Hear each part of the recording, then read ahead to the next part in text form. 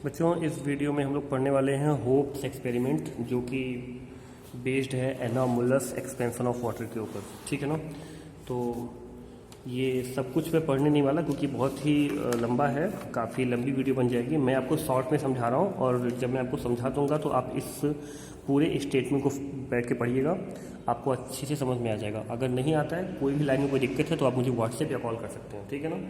तो actually hope एक scientist थे। उन्होंने क्या किया था, देखिए, उन्होंने एक मेटल का सिलेंडर लिया था। ये क्या है, एक मेटल का सिलेंडर। ठीक है ना। इसके अंदर उन्होंने पानी भर लिया था, वाटर, जो कि 10 डिग्री सेल्सियस पे था। ठीक है ना।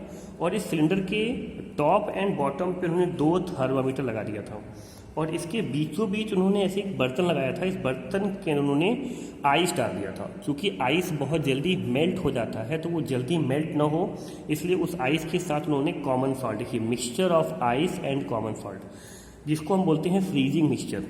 ठीक है ना। इससे वो आइस जल्दी पिघलेगा नहीं। ठीक है ना।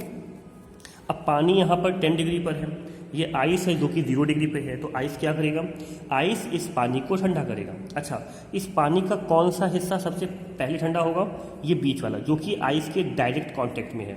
समझ में आ रहा है, आइस के डायरेक्ट कांटेक्ट में है, ये पहले ठंडा होगा। ठीक है ना।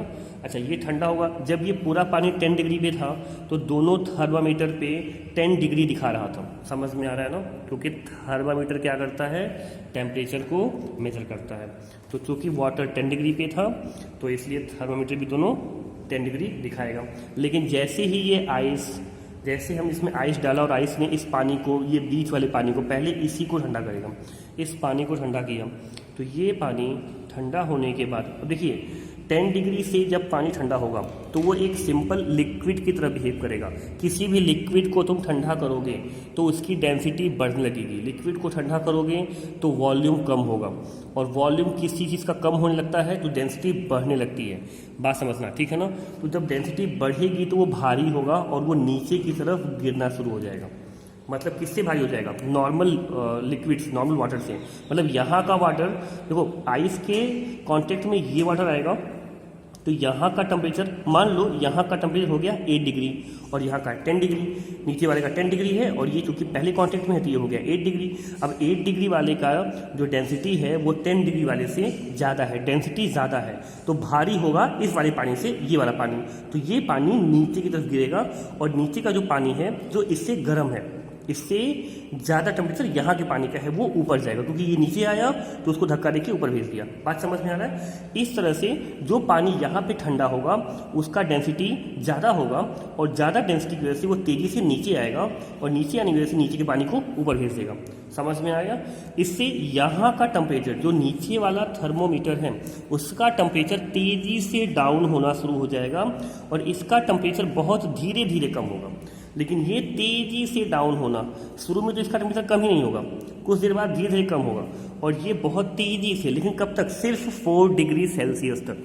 4 डिग्री पे हम जानते हैं, जैसा कि मैंने प्रीवियस वीडियो में बताया है, हम जानते हैं कि 4 डिग्री पे वाटर का डेंसिटी सबसे ज़्यादा होता है। तो 4 डिग्री आते ही यहाँ का डेंसिटी, जैसे ही टेम्परेचर कम हुआ 10, 9, 8, 7, 6, 5, 4 आते ही यहाँ का डेंसिटी सबसे ज़्यादा हो गया, जिससे अब यहाँ पे जो पानी ठंडा हो रहा है वो नीचे आने नहीं पा रहा है, अब वो पानी ऊपर ही रह रहा है। तो ऊपर रहने, अब हम देखेंगे कि 4 डिग्री के बाद इसका जो रीडिंग है वो 4 डिग्री पे आके रुक गया और अब इसका रीडिंग तेज़ी से कम होना शुरू हो रहा है, क्योंकि अब यहाँ का जो पानी ठंडा हो रहा है वो नीचे नहीं आ रहा है, ऊपर ही रह रहा है। तो वो ऊपर ठंडा ठंडा ठंडा ठंडा होते, और हम देखेंगे कि धीरे धीरे ऊपर वाला 0 डिग्री पर पहुँच गया, लेकिन ये अभी भी 4 डिग्री पर ही है।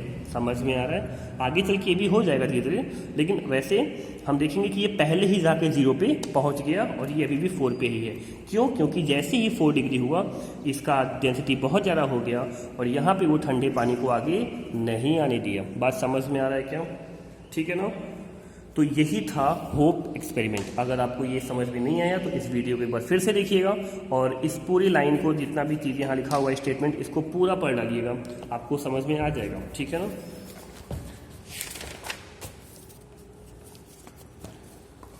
देखिए, यहाँ पर एक ग्राफ भी दिया हुआ है और इस ग्राफ में ये लाइन जा रही है और ये लाइन, ये दोनों लाइन दिखा रहा है। ध्यान दीजिएगा, ये दोनों लाइनें दोनों थर्मामीटर का ग्राफ दिखा रही हैं। ठीक है ना। देखो जो हमारा लोअर थर्मोमीटर था नीचे वाला, अगर आपको यहाँ दिख रहा हो तो ये जो नीचे वाला थर्मोमीटर है ये वाला, ठीक है ना, जो नीचे वाला है वो लोअर थर्मोमीटर है। आप देखेंगे कि वहाँ का टेम्परेचर सीधे जल्दी से 10 डिग्री से कम होते होते होते होते 4 डिग्री पे आ गया। और अपर थर्मोमीटर शुरू में तो कम ही नहीं हो रहा था, धीरे धीरे हो रहा था, फिर वो भी कम होना शुरू हुआ और धीरे धीरे आते आते आते आते 0 पे आ गया। लोअर वाला 4 पे ही रह गया, लेकिन ये 0 पे आ गया। बात समझ में आ रहा है क्या? तो इसको अच्छे से आप पढ़िएगा, यहाँ पे इसका एक्सप्लेनेशन जो मैंने बताया है सब कुछ इसमें अच्छे से लिखा हुआ है, ठीक है ना।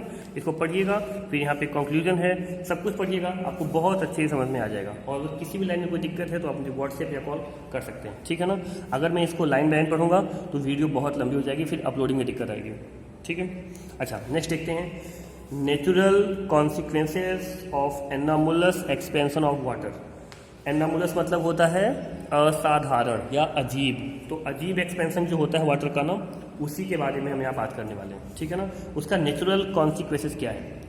देखिए दोस्तों, वाटर का जो ये अजीब सा बिहेवियर है ना, इसी की वजह से हम जिंदा हैं। अब आप कहेंगे सर ये क्या बोल रहे हैं, मतलब मैं बिल्कुल सही बता रहा हूँ आपको। मैं आपको एक चीज़ दिखाता हूँ। देखिए, आपने देखा होगा अक्सर कि जब बहुत ज़्यादा ठंड पड़ती है, बहुत ही ज़्यादा, ठीक है ना, तो जो नदियों का पानी होता है या स्पेशली जो ओशियन, जो हमारे महासागर समंदर होते हैं, उनका जो पानी होता है ना, उसमें ऊपर वाला हिस्सा जो है वो जम जाता है, आइस में कन्वर्ट हो जाता है ऐसे। लेकिन नीचे ना उसको तोड़ो अंदर से, तुम देखोगे तोड़ने में नीचे पानी भरा हुआ है, नीचे पानी भरा हुआ है। ऐसा क्यों? देखो, इसमें से 2 रीज़न है। या फिर तुम देखा होगा कि आइस क्यूब को तुम ग्लास में डालते हो, आइस क्यूब को, तो आइस क्यूब पहले तो तेजी से अंदर जाती है, ऊपर तुमने फेंक दिया, अंदर गई, फिर फटाक से ऊपर आती है और वो तैरना शुरू कर देती है। देखो ऐसा क्यों होता है? अब आइस यहाँ पे जमा हुआ है तो इसका टेम्परेचर है 0 डिग्री सेल्सियस, है ना। और इसके नीचे जो पानी है, क्योंकि पानी डायरेक्ट टच में है, इसके टच में है, ये यहाँ का पानी, जो ये पानी है वो जो इसके पास का पानी है वो डायरेक्ट टच में है, तो यहाँ पे टेम्परेचर 1 डिग्री, 2 डिग्री, 3 और 4 डिग्री के आसपास रहता है। तो 4 डिग्री की एक लेयर बन जाती है, 4 डिग्री टेम्परेचर वाले वाटर की एक लेयर बन जाती है। और ये 4 डिग्री का डेंसिटी सबसे ज़्यादा है। इस 4 डिग्री का जो यहाँ पे देखो, यहाँ पे 4 डिग्री का, यहाँ पे देखो 4 डिग्री दिख रहा होगा आपको, ठीक है ना, 0 1 2 3 4, मतलब यहाँ पे काफ़ी नीचे दिखाया है, बट एक्चुअली हल्का सा ही ऊपर नीचे होता है, ठीक है ना। तो 4 डिग्री का जो डेंसिटी है, आप देखेंगे कि वो यहाँ पर मैक्सिमम है, 4 डिग्री का डेंसिटी यहाँ पे मैक्सिमम है। किससे? सबसे मैक्सिमम है, 0 डिग्री से मैक्सिमम है। तो जिसका डेंसिटी ज़्यादा होता है वो नीचे आता है, इसकी वजह से इसका डेंसिटी जो है वो लो है, तो ये ऊपर रह जाता है। समझ में आ गया? मतलब 4 डिग्री वाला वाटर आइस को भी नीचे नहीं आने देता। समझ में आ रहा है? अगर ये कम होता तो पानी ये जो बर्फ है, जो आइस है, वो नीचे आ जाता, लेकिन वो यहीं रुक जाता है, वो इसको नहीं आने देता है, और इसकी वजह से ये डूबने नहीं पाता है। समझ में आया? ऊपर ही रह जाता है, ठीक है ना। और आइस जो है वो एक अच्छा कंडक्टर नहीं है, मतलब हीट का, वो हीट को रोकता है, ठीक है ना, हीट को रोकता है, या कह सकते हैं कि हीट को नीचे से जाने, ऊपर से नीचे आने में और नीचे से ऊपर जाने में, दोनों में रोकता है। बात समझ में आ रहा है ना? इसलिए फिर यहाँ की जो ठंड है वो तेज़ी से अंदर नहीं आने पाती, या हम कह सकते हैं कि नीचे की जो गर्मी है वो बाहर नहीं जाने पाती, और जिसकी वजह से इसके अंदर जो मछलियाँ हैं, मछली सही से नहीं बन रही है, जो मछलियाँ हैं वो आराम से इसके अंदर जिंदा रहती हैं। बात समझ में आ रहा है क्या? और क्योंकि मछलियों को हम खाते हैं तो हम भी जिंदा रहते हैं, इसीलिए मैंने कहा था कि हम जिंदा क्यों हैं। नहीं, मैंने इसलिए कहा था क्योंकि अगर सपोज ऐसा होता कि इस आइस का डेंसिटी सबसे ज़्यादा होता, ठीक है ना, तो क्या होता? अगर आइस का डेंसिटी सबसे ज़्यादा होता तो आइस पहले मतलब पानी जो है पहले आइस बनता, फिर सीधे, क्योंकि डेंसिटी सबसे ज़्यादा होता, तो सीधे आके इसके बॉटम में, इसके तली में बैठ जाता हूँ। समझ में आ रहा है? मतलब आइस एक्चुअली यहाँ आ जाता नीचे, तो फिर जो दूसरा वाटर है वो यहाँ आ जाता, वो हो जाता एक्सपोज सीधे एटमॉस्फेयर से, क्योंकि यहाँ का तो पानी नीचे आ गया, जम के बर्फ़ बना, बर्फ़ बन के नीचे आ गया, क्योंकि उसकी डेंसिटी सबसे ज़्यादा होती है। तो ऊपर दूसरा पानी बचता, क्योंकि यहाँ का पानी ऊपर गया। अब वो पानी बर्फ बन जाता तो वो भी नीचे आ जाता, वो फिर से आके बैठ जाता, फिर दूसरा पानी ऊपर रहता, वो धीरे धीरे धीरे करते करते पूरा बर्फ बन जाता। और जब पूरा का पूरा समंदर ही बर्फ बन जाता तो उसके अंदर जो मछलियाँ थी, बाकी सब थी, वो सब जम जाते और सब के सब मर जाते। ठीक है ना। और हम जानते हैं कि अर्थ पर जो लाइफ स्टार्ट हुई है ना, वो समुंदर से ही हुई है। मतलब हम लोग नहीं कह सकते, मतलब जो भी पहला जीव आया था, जो भी पहला क्या कह सकते हैं, जो भी मतलब ये तो बायो का है, मुझे उतना पता नहीं है, बट जो पहला कोई भी नेचुरल मतलब जिंदा चीज़ आई थी वो समुंदर से ही आई थी। तो अगर समुद्र में ऐसा रहता ना तो ठंडियाँ होती तो फिर कुछ होता ही नहीं, लोग मर जाते।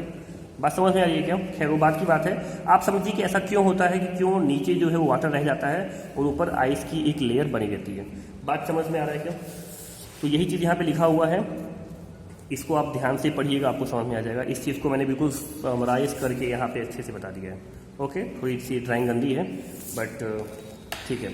अच्छा, अब ये देखिए, other practical consequences of anomalous expansion of water. दूसरी चीज़ें देखिए, water pipelines often burst in the cold countries or in high hill stations in winter because water freeze in sub-zero। देखिए इसका मतलब क्या कह रहा है कि जो वाटर पाइपलाइन होती है ना, जिसमें पानी जा रहा होता है, ठीक है ना, ऐसी जगहों पर जहाँ पे अक्सर ठंडियों में टेम्परेचर 0 डिग्री से कम चला जाता है या 0 डिग्री के आसपास पहुँच जाता है, जहाँ पे पानी पाइप से जा रहा होता है और सपोज टेम्परेचर इतना कम हो गया कि वो पानी बर्फ़ बन गया। अब देखो, जहाँ पे टेम्परेचर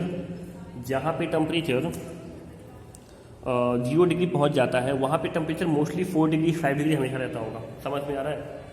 तो आप ध्यान से देखो कि जब वो आइस बन जाता है, और हम जानते हैं कि 4 डिग्री पर वाटर का डेंसिटी सबसे ज़्यादा होता है।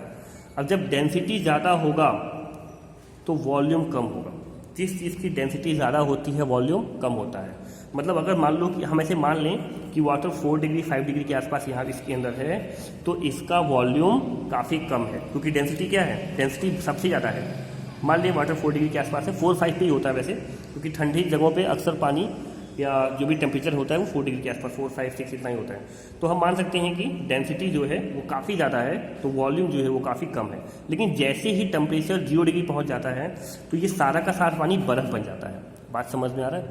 सारा का सारा पानी बर्फ़ का मतलब सॉलिड बन गया, सॉलिड, अब लिक्विड नहीं रह गया, सॉलिड हो गया। अच्छा, 0 डिग्री पर इसका डेंसिटी थोड़ा सा कम हो गया, क्योंकि डेंसिटी 4 डिग्री पे ज़्यादा होता है, तो 0 डिग्री पे डेंसिटी क्या हो गया, कम हो गया। जब डेंसिटी कम होगा तो वॉल्यूम बढ़ेगा, क्योंकि जब डेंसिटी बढ़ता है तो वॉल्यूम कम होता है। 0 डिग्री सेल्सियस पे हम देखेंगे कि डेंसिटी कम हो रहा है, इसका मतलब वॉल्यूम बढ़ेगा। मतलब वॉल्यूम का बढ़ना मतलब वो फैलेगा। एक तो वो सॉलिड है, ठीक है ना। इस पाइपलाइन के अंदर वाटर है जो कि आइस में बदल गया है। आइस में बदलने के साथ साथ उसका डेंसिटी कम हो रहा है, मतलब उसका वॉल्यूम बढ़ रहा है, मतलब वो फैल रहा है। सॉलिड जब फैलेगा तो इस पाइपलाइन को तोड़ देगा। बात समझ में आया क्या? यही चीज़ यहाँ लिखा हुआ है। Water pipe lines often burst in cold countries, ठीक है ना, or on the high hill stations in winter, because water freezes at sub-zero temperature and in doing so expand। water जब freezes हो जाता है, जब मतलब जम जाता है तो वो expand करता है। since there is no space within the pipes, अगर पाइप में कोई स्पेस नहीं है उसकी एक्सपेंशन को रोकने के लिए या एक्सपेंशन को झेलने के लिए, तो एक्सपेंडिंग आइस के लिए, तो वो it exert tremendous pressure and burst open the steel pipe, और वो स्टील पाइप को क्या करता है, तोड़ देता है। Okay, it is for the same reason the people in the cold countries leave their taps dripping at the night so as the provide sufficient space for expansion of freezing water. समझ में आ गया? इसीलिए जो ठंडे जगहों पे लोग रहते हैं वो अपने टैप्स को खुला छोड़ देते हैं, leave their taps dripping at night. और कई बार तो पाइप के अंदर थोड़ी सी स्पेस ऐसा बना के रखते हैं कि सपोज अगर ऐसी कोई कंडीशन आए तो वो एक्सपेंड को झेल पाए, ऐसा भी कोई कई जगह पे करते हैं, ठीक है ना। चलो अब आगे देखते हैं। Vegetables, fruits and plants get damage in severe cold because the water present in the plant cells freezing expands and burst open the cell walls. मतलब जो हमारे वेजिटेबल हैं, सब्जियां हैं, फल हैं और जो पौधे हैं उनके अंदर जो पानी होता है, और जब बहुत ज़्यादा ठंड पड़ती है उनके अंदर का जो पानी है वो आइस में कन्वर्ट होता है, फ्रीज हो जाता है, तो वो एक्सपेंड करता है। एक्सपेंड करने की वजह से वो जो है वो क्या करता है, burst open the cell walls को तोड़ देता है, फट जाता है, ठीक है ना। अब इसको आप बहुत अच्छे से बायो में पढ़ेंगे, मुझे उतना बायो नहीं आता है, लेकिन हाँ रीज़न यही है कि जो पानी है जब वो जम जाएगा तो वो एक्सपेंड करेगा और एक्सपेंड करने की जगह नहीं मिलेगी तो वो फट जाएगा, ठीक है ना। ऐसी बात देखिए, frostbite is basically actually एक तरह की बीमारी है या आप कह सकते हैं तरह की तकलीफ है जो बॉडी को मिलती है। Frostbite is basically caused for the same reason because the water in the cells of human beings. इंसानों के सेल्स में भी कुछ पानी होता है। अब लिखा तो है, मुझे उतना बायो नहीं पता, बट तो लिखा है कि water in the cells of human beings specially in the exposed part. Exposed part कौन कौन से, जैसे कान हो गया, नाक हो गया, जो भी एक्सपोज्ड पार्ट हैं वहाँ पे जो वाटर होते हैं, जब वो बहुत ठंड होती है तो वो वाटर भी जम जाते हैं, जमने से वो एक्सपेंड करते हैं। और सेम चीज़ है कि in doing so burst open the cells, ठीक है ना, सेल्स को खोल देते हैं, फट जाते हैं। तो इसमें डिटेल में तो आप बाद में पढ़ेंगे, बट इतना समझिए इन सब के पीछे जो रीज़न है एक्चुअली वो एनामुलस एक्सपेंशन ऑफ वाटर का है कि वाटर 4 डिग्री पे उसका जो है डेंसिटी हाई होता है, वॉल्यूम सबसे कम होता है, लेकिन 0 डिग्री पे उसका वॉल्यूम ज़्यादा हो जाता है, डेंसिटी कम हो जाती है। और इसका मतलब कि अगर कोई भी पानी, मतलब कोई पानी क्या, पानी अगर जमेगा तो वो एक्सपेंड करेगा। बात समझ में आ रहा है, ना कि वो सिकुड़ेगा नहीं बल्कि एक्सपेंड करेगा, बढ़ेगा। बात समझ में आ रहा है। अब इसके बाद हम नेक्स्ट वीडियो में देखेंगे green house effect and global warming, and I hope कि नेक्स्ट वीडियो में हम इसे खत्म कर देंगे क्योंकि इसके बाद कोई बचा नहीं है, ये लास्ट टॉपिक है, ठीक है ना। जिन बच्चों ने प्रीवियस वीडियो नहीं देखा है प्लीज़ देख लो, काफ़ी इंटरेस्टिंग चैप्टर है ये, आपको पढ़ने में मजा आएगा। Okay, thank you.